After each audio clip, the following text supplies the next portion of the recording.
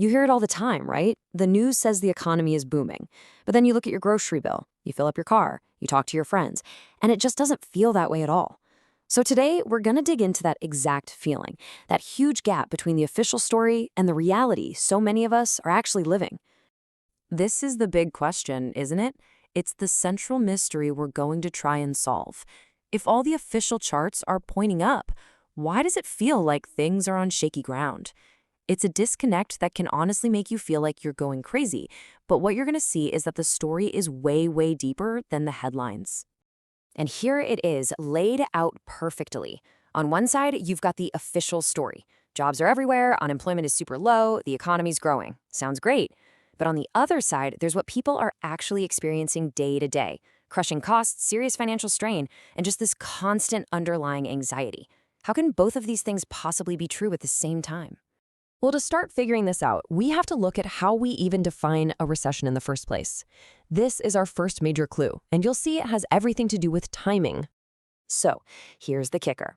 The folks who make the official call, the National Bureau of Economic Research, they don't tell you we're in a recession while it's happening. No, they wait months, sometimes more than a year, to get all the data, and then they basically tell you what you've already been living through.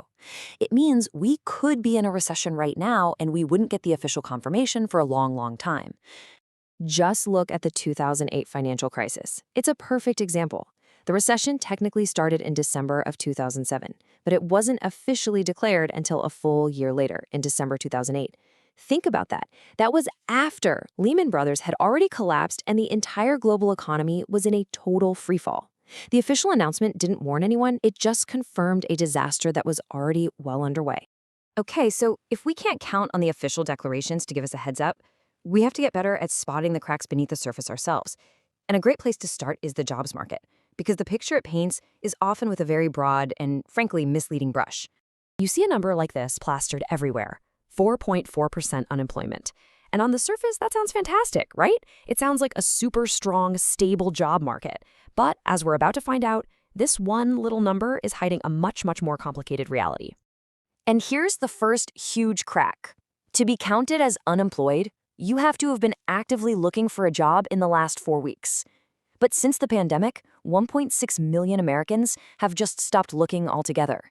Maybe they retired early, maybe they have health issues, who knows? But they aren't included in that 4.4% number.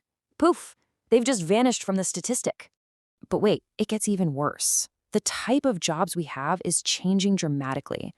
Good, stable, full-time jobs are actually going down, and they're being replaced by part-time gigs. You've got 4.4 million Americans who are working part-time only because they can't find a full-time job.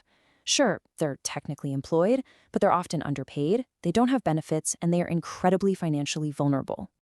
This analogy just hits the nail on the head. It perfectly captures how a statistic can be technically true while completely missing a massive decline in the quality of life. Yeah, people are employed, but their economic security has taken a nosedive. So, if people's jobs are less stable, how is everyone still spending so much money? Well, this chart gives us a massive clue. People are borrowing. A lot. U.S. credit card debt has exploded to a record-breaking $1.28 trillion. That strong consumer spending we hear about isn't being fueled by bigger paychecks. It's being propped up by a mountain of debt. And at the exact same time, savings have basically vanished. The personal savings rate has cratered to just 4.5%, which is nearly half of the historical average of 8%. This combination, soaring debt and disappearing savings, is classic pre-recession behavior. It's a huge warning sign that households are stretched dangerously thin. All right, this brings us to the real heart of the mystery. The reason the economy feels so different from how it's being reported, well, you could call it the measurement illusion.